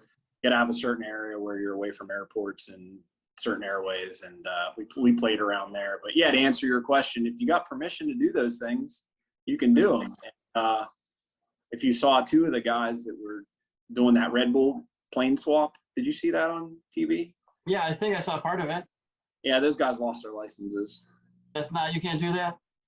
Well, you could if you got a waiver from the FAA to violate the federal aviation regulations, which is what they were doing. They broke 3 or 4 of them, and they actually asked for permission, and the FAA said no. They did it anyway? They did it anyway, so they can't reapply for their license for a year. Just a year? It's a year suspension? A year suspension, and they can reapply, but I don't know that means they'll be granted back. So, I mean, you pretty much can go do whatever you want, but what consequences you might face. Right. Yeah. So. Yeah, sometimes it's do now and ask for permission later, but if you get caught doing something like that, there's big consequences. Could be. Yeah, so if you ask for permission from the FAA, it may take some time, but that might be the one organization you don't want to ask for forgiveness. I don't think they're real forgiving when it comes to those sorts of things, Right. Yeah, those are big deals, or you can cause a catastrophe, or like, I don't know. I don't remember if it was over a populated area, but what if your plane crashes and it's your fault? You might be okay with the parachute, but maybe your plane lands at a house or something. Yeah, I mean, you're 100% right. That's why they don't want people out just freelancing, doing those things without prior approval and permission. And no wonder they denied it. There's a good chance they're going to crash the airplane into the ground. It's going to be out of control. I probably would have denied it too. I mean, it's I don't know. It's what it is, I guess. Those guys are going to pay the piper for it. So maybe Red Bull will pay them off. Who knows? Yeah, they probably got paid pretty well, but I don't know, man. It was a lot of work to get my pilot's license. I'm really trying hard not to give that back. So tell me what's involved with getting your pilot's license. It sounds like an interesting thing, and it seems like a lot of motorsports guys are into that too. I just haven't gone down that path. I think they go hand in hand. If you like motorcycles, you'll probably like airplanes. And it just starts out with, you got to want to do it. And if you want to do it, find an instructor, and usually they'll have access to an airplane. And the base minimum generally is 40 hours of flight time. Okay. But they also have to pass an FAA written test. And on the written test, it's like a potential of 800 or 900 questions. And there's a lot of studying that goes into it. And that's to get your private. You work through the hours and the written test, and then you would go for your check ride. And there's other things involved, medical and that, but that's the basis of it. And then you have your private pilot, and you have limitations with it. And then from the private, you go to an instrument. From an instrument, then my path has been private to instrument. So now I'm flying through the clouds, which is great. Gives me more opportunity to fly. And then just recently got my commercial multi-engine, so I can fly an airplane with 2 engines. And then the commercial rating would allow me to be paid. Not really trying to get in the business of flying for hire, but I'm working on my CFI. So basically to be a certified flight instructor. Okay. I'm in the middle of it now. And so you have to have the commercial rating to be a CFI because they're typically paid. So that's the next step in the progression. But it's like what you and I talked about earlier. When you coach, when you teach something, you just learn it.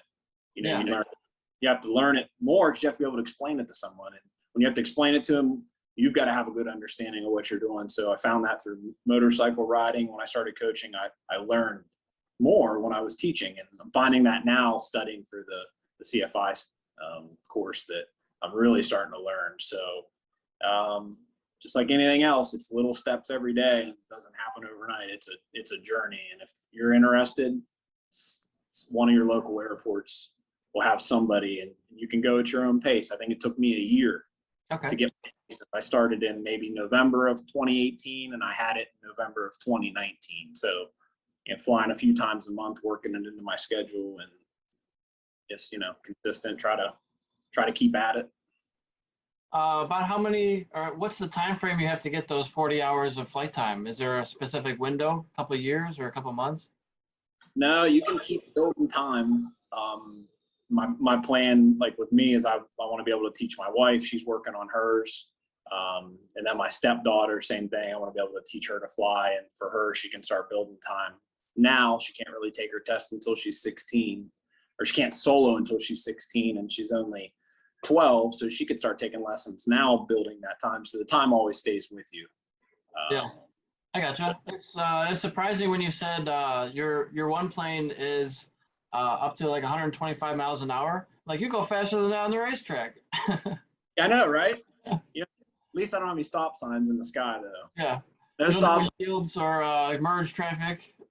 No, my speed stays pretty consistent once I get up there. But yeah, you go quite a bit quicker on the motorcycle. Yeah. It's always like funny to see the Isle of Man races and the helicopter is chasing them, and the helicopter can't keep up.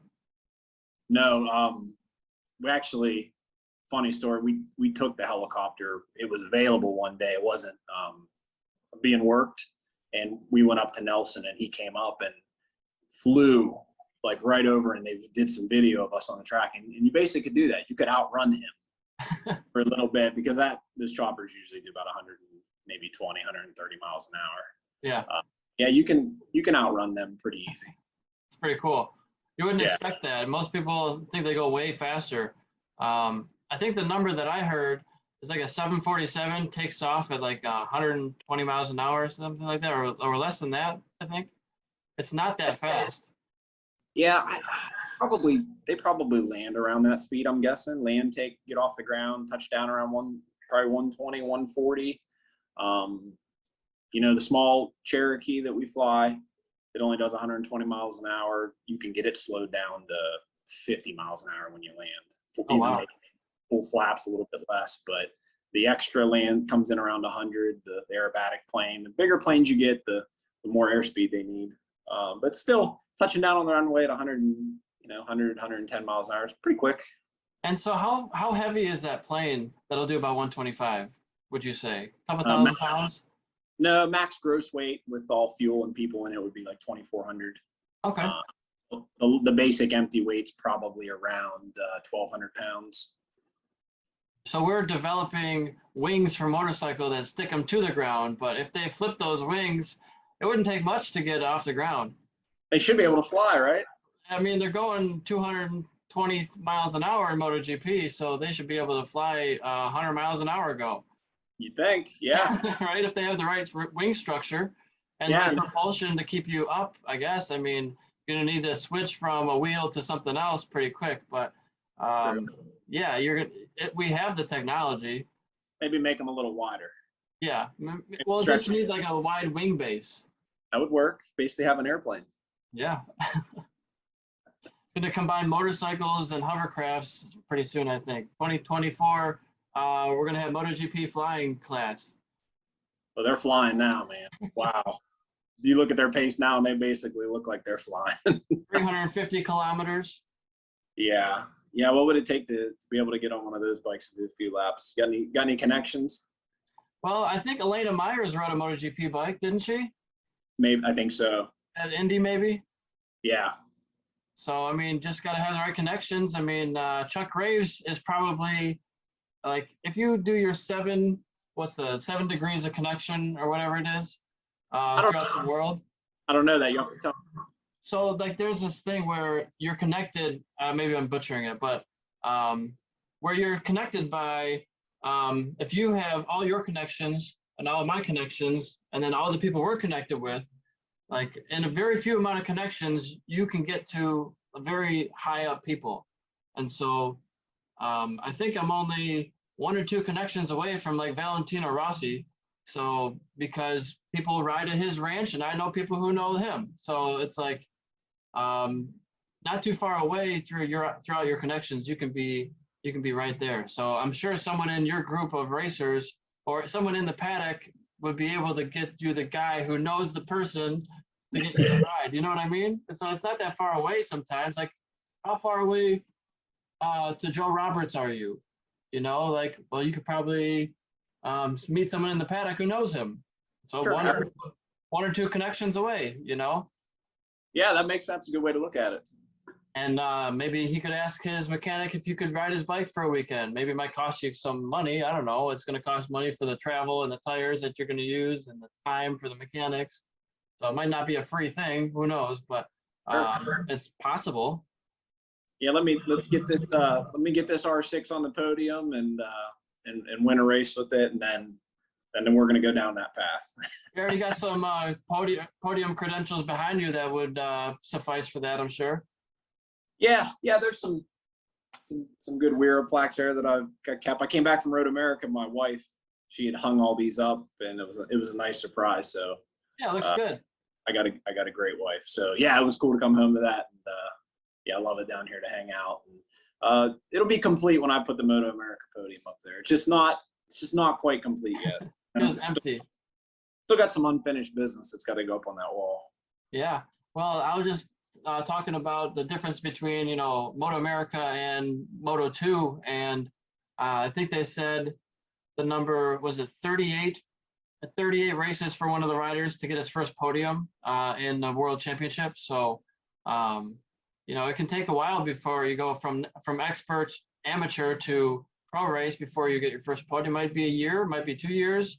Doesn't always happen your first race weekend, but it's cool when that finally does happen. Oh yeah, I think you're right. That statistic sounds pretty accurate. I think that's where Cam is right now. I think he had 38 or 39 starts, and he was just about on the podium this weekend. So yeah, probably something to those numbers. But yeah, just can't expect it overnight. You gotta put in the time and the work to get there. Yeah. So what do you do for your training in the off season or during the season? Well, yeah, just letting the dog out, no problem, and we can resume here. So yeah, I did something fun today. I got some health insurance through my business, so that was a fun process. And it's not really the right enrollment time right now, so I had to do like a short-term plan. Mm-hmm. And I said the short-term plan is cheaper than the regular plan. So I'm like, well, why would I do a regular plan? She didn't have an answer for me. It's more convenient. You don't have to renew it more often. Like, okay, I don't know anything about it, but on the phone for a couple different phone calls today for that. That was fun. One of the many joys of owning your own business. You got to figure out your own health insurance. Yeah, and then I had to call a couple different companies because a couple of them wouldn't insure me or wouldn't for different reasons. So I had to find the right one. Go on the marketplace. So yeah. What's on your mind today? Anything you wanted to talk about? No, and I think you'd ask me a little bit about training. Oh yeah, you. So what do you do for your training in the off season or during the season? Yeah, and my training plan really got put together when I started working with Ken, just building a good cardio base. So, you know, a week will consist of probably, 4, maybe 5 days of running. So I do enjoy, as much as I can, I enjoy running. I enjoy competing running. So sign up for some half marathons and done some endurance races, and that kind of keeps me motivated to train in the off season. It's hard just to aimlessly go out and run with no real goal other than I need to be in shape for racing. Sure. So I find a different goal, which was, all right, let's try to run a half marathon in whatever, an hour and 40 minutes or something. So found some other goals to push me, and the running's been great. And then heart rate training, just done some breathing exercises and just worked on controlling the heart rate while we're racing. And that's been a big positive to racing, which is keeping the heart rate low throughout the race and being able to conserve energy. And it doesn't look like we're doing a lot on the bike, but when it's hot out and the heat's coming through the track and through you and the leathers, and you're 20 laps in, sometimes it's hard to find that energy to get it to the finish. And oh yeah, it gets very hot. Your motorcycle's a couple hundred degrees. You feel like you're a couple hundred degrees. In a full race suit in Alabama and summer. It's very hot. Yeah, brutal.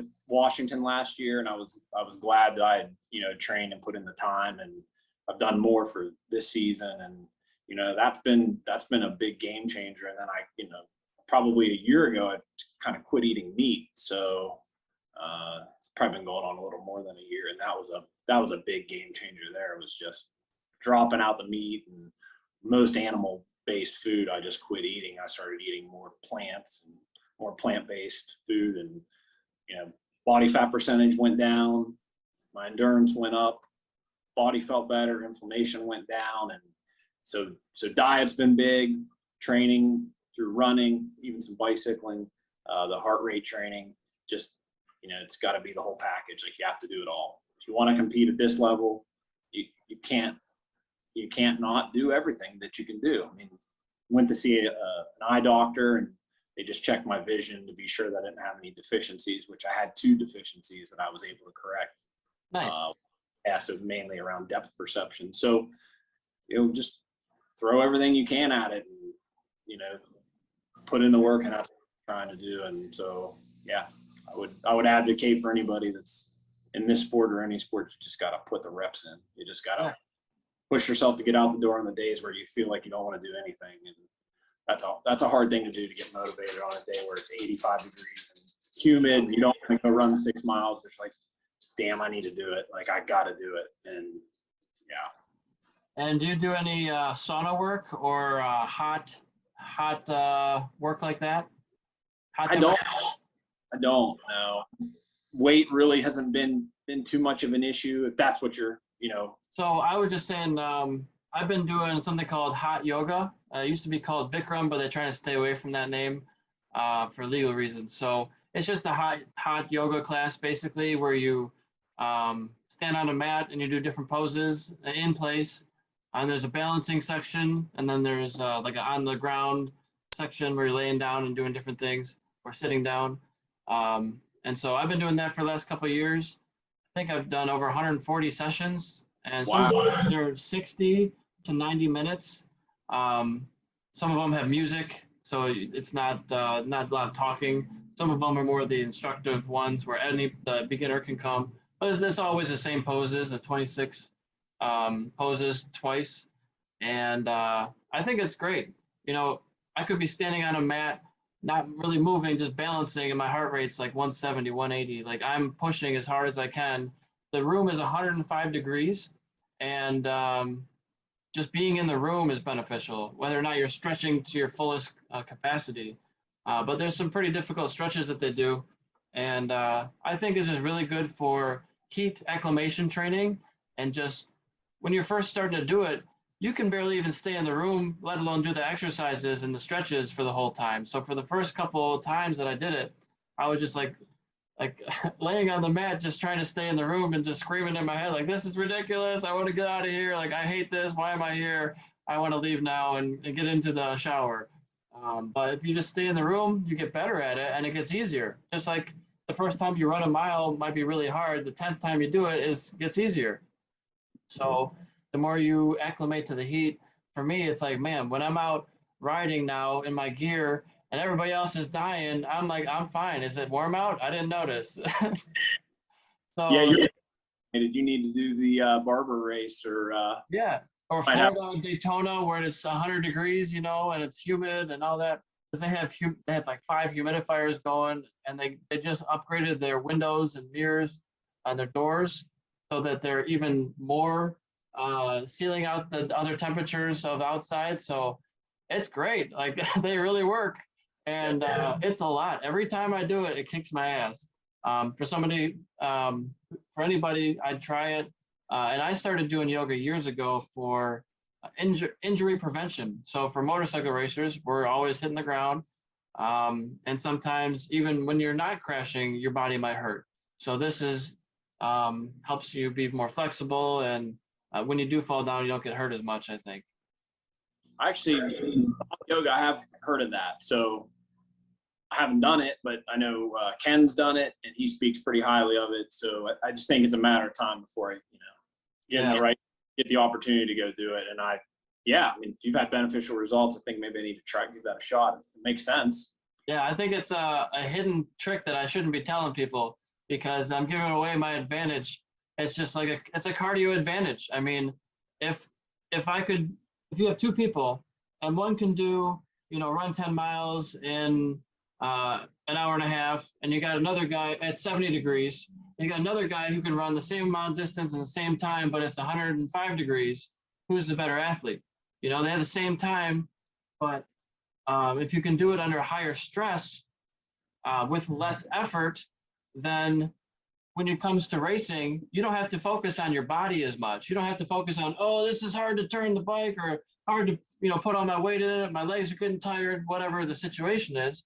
If you can, the whole point is if you can, your body can do the exercise and do the work without having to think about it or strain, you can focus on your strategy of racing and racecraft and line and passing positions easier.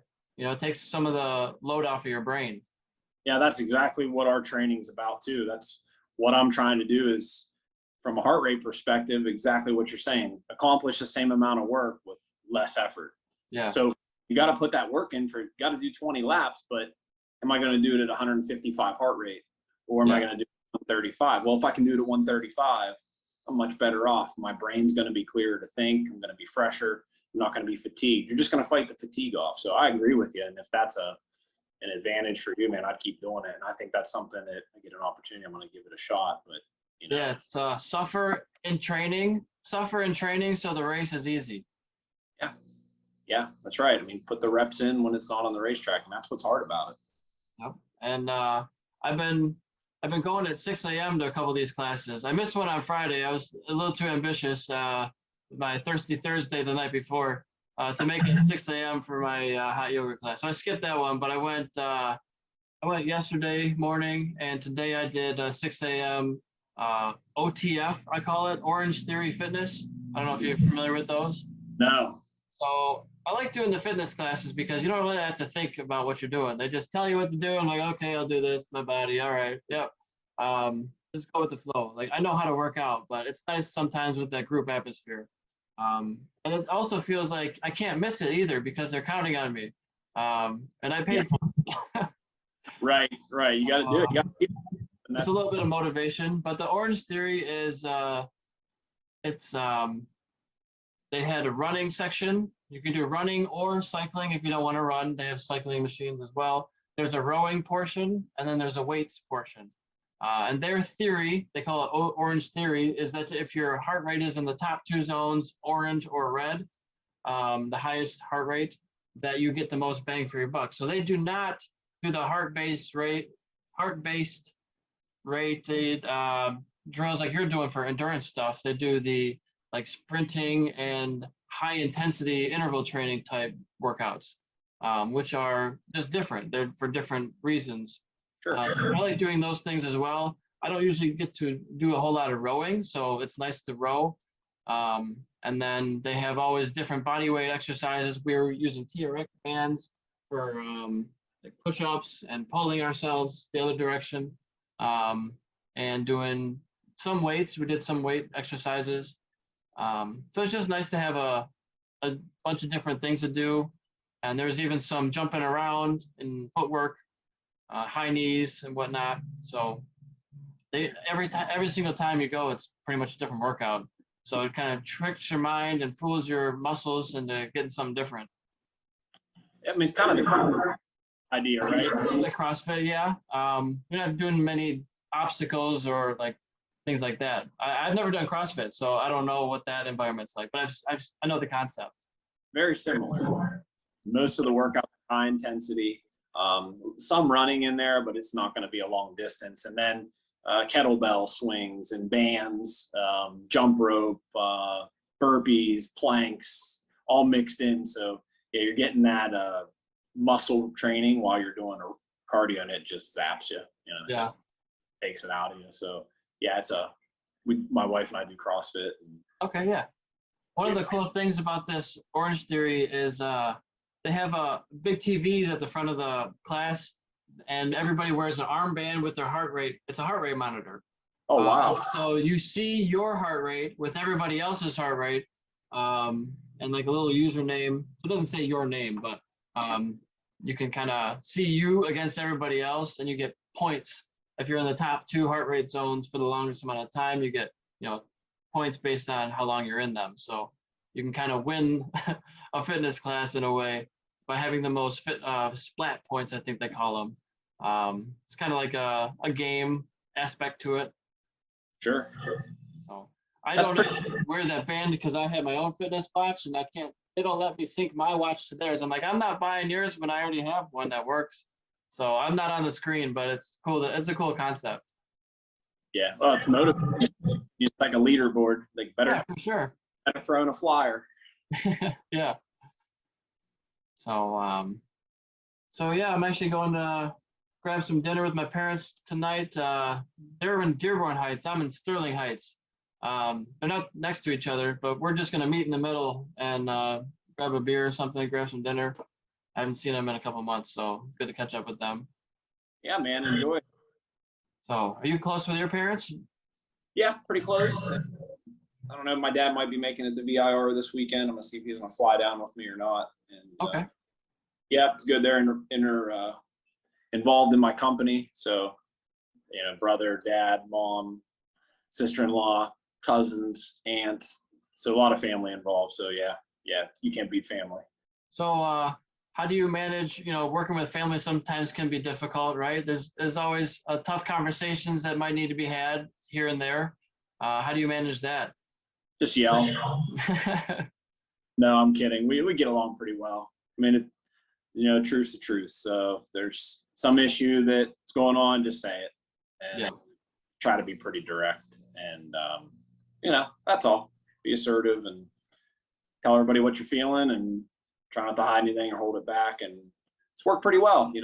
Having a lot of family around hasn't really been an issue. It's been a benefit. Oh, good. And then a lot of the guys that work for me now, I met through motorcycle racing, and it's been pretty cool. It's been pretty cool to have Yeah. friends at work and be close with everyone. So yeah, it's a good dynamic for me. It works well. I was thinking before I was talking about the dangerous occupation, and then you mentioned helicopter tree cutting. I'm like, that sounds even more dangerous. It does, and it's dangerous, but You just hang a chainsaw outside of a helicopter and hope you hit the tree limb or something? How does that? I'm sure you have something more sophisticated than that.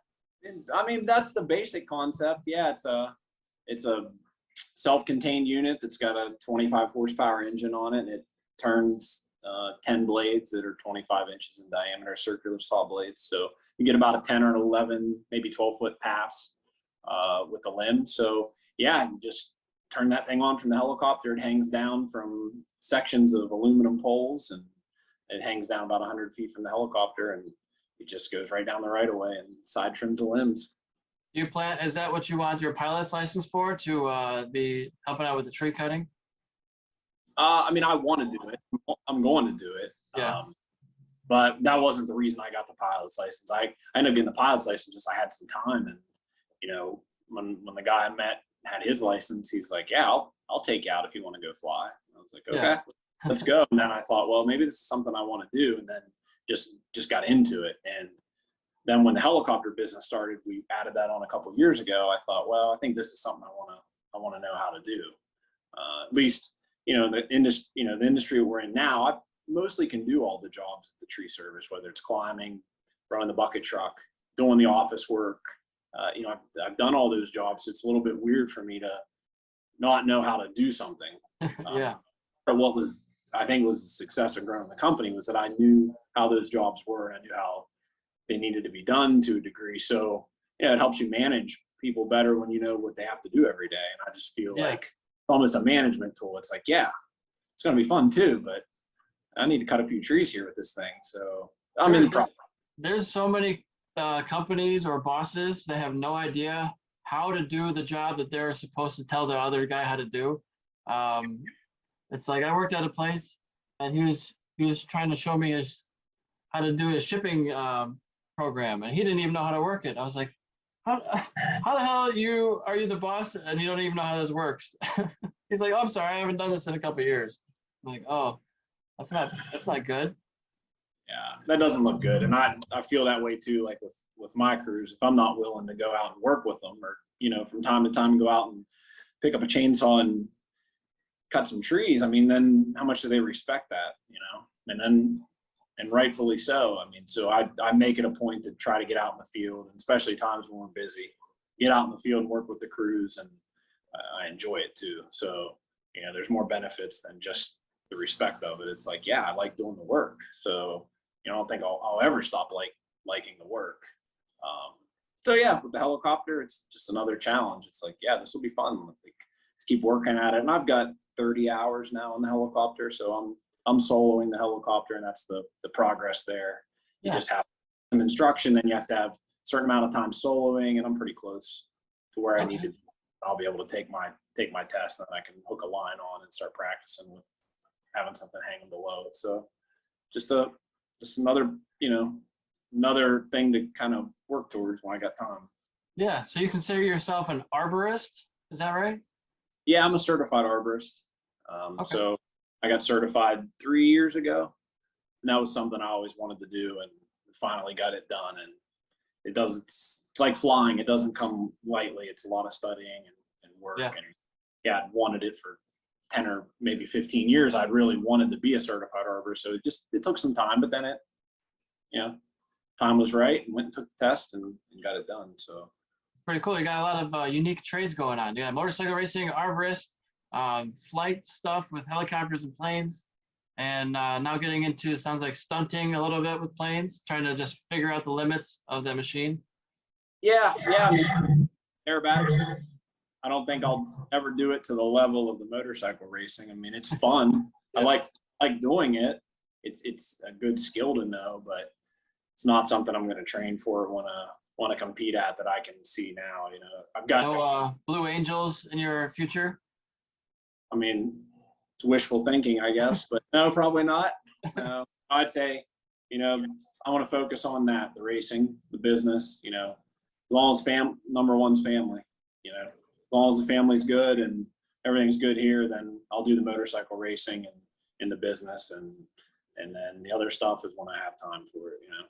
Yeah. I like you mentioned, it takes about 40 hours of flight time to get your license. Of course, other things involved, but I bought a unicycle, and in the instructions booklet, they say it takes about 40 hours to learn how to ride a unicycle.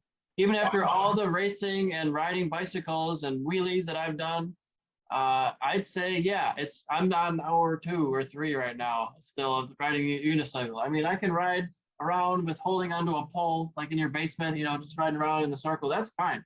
I let go of that, and you have like 360 degrees now. Like, it goes everywhere. It does not behave like you think it does. Instructions are right. Is the 40 hours seem accurate? I think so. I have a lot of hours to go, and I got frustrated, and I haven't put an hour on it in a little while. So I need to bring that thing out again, because sometimes I've been mountain biking and see a trio of unicyclists riding down the dirt mountain bike trail. I'm like, wow, that's more than 40 hours right there. That's like hundreds of hours to get to that point. I didn't even know that was a thing. Oh yeah, people are unicycling down mountain bike trails now and doing pretty darn well at it. I mean, not tons of people, but here and there you see one or two, and you're like, wow, that's pretty impressive. Yeah, I thought flying was Yeah. unicycle down a mountain bike trail. I'm like, well, you can have that. Sometimes up it. Really? Oh yeah, I mean, they're, down and uphill and cross country and all. We don't really have straight downhill trails in Michigan because we don't have mountains. We got big hills, big rolling hills, but there are some climbs here and there. Give you credit, man. Stick with it. I want to see you on the unicycle at the Moto America round. I'd like to. It's like stunting for bicycles. It's another discipline of getting better. I'm sure it'll make me have better balance. I'm sure it would make me feel more confident on a bicycle or a motorcycle. They all feel about the same. So, I'm one of the things I've been trying for a while and getting really good at, and I think I'm good enough to say I can do a center stand almost indefinitely, which is when you're on a bicycle and you're not moving and you're not touching the ground and you're just balancing in place. I can pretty much do that without touching the ground forever, like within reason. So that's why I wanted to get a unicycle, is because I'm like, man, I want to get better at this. Like my best trick on a bicycle is not moving. It's just being stationary. Stand. Yeah. So I try to practice my slow stuff on the motorcycle with this new supermoto. Every time I come to a stoplight, not every time, but a lot of times, I just hold that rear brake, try to balance as much as possible, modulate the bars back and forth, and just try to go 1 mile an hour or 0 until the light turns green, and then not touching the ground. It's impressive. I like doing that. It's a cool feeling to be doing that well. And what's the consequence? I'm going to put my foot down. Worst case scenario. So it's like, it's fun to do. It's a skill to get better at. One of the drills for Motorcycle Safety Foundation to pass the course is tight turns, U-turns in a box. You got to go all the way down, make a left U-turn, get all the way to the left side, make a right U-turn, and then come out of the box. So for stuff like that, it's practicing your rear brake, your throttle control, your clutch control at slow speed. So it's just finding that friction zone and try to stay as upright as possible. It's difficult. Oh, sure. I think that'll help you in the racing. I mean, it's balance, it's controls, motor controls. Yeah. And it's like anything skill you've got to learn. Like that does not come easy. Sure. So it's about repetition and just doing it. You got to get back on it. Oh yeah, for sure. It's like riding a bike. Yeah, that's right. With one wheel. So I gotta ship some orders here for my business, so I think we could probably wrap it up. We got about an hour, 40 some minutes, even with a little doggy break. So yeah, Tallulah says no worries. Happy to oblige. I'll bring that up. So I still got two podcasts to edit before I get to yours, but it won't be too long, probably a week or two before I get this one posted. Probably ready for VIR in a couple of weeks here, right? Oh yeah, ready for VIR and get a few more runs in this week. Kind of slow down the training, so I'm not wore out before we get there. And it's going to be a hot one, so I'm looking forward to it. I like the heat, so it's like when it gets warm like that, just try to wear the other guys down that are around you and see if the end of the race you can run away from them. So sure. should Well, be a good good luck, and I won't see you at VIR, but I'll see you at a couple of rounds this year, hopefully, from the side of the track, and hopefully I won't meet you at the side of the track picking up your bike. No, I don't think we'll meet there. Hopefully not. So hey, thanks for having me on, and yeah, it's good finally connecting with you. Congrats on everything that you're doing with the your following and your business, and keep it up. Thank you very much, and I'll talk to you soon. Yep, see ya. All right, bye-bye.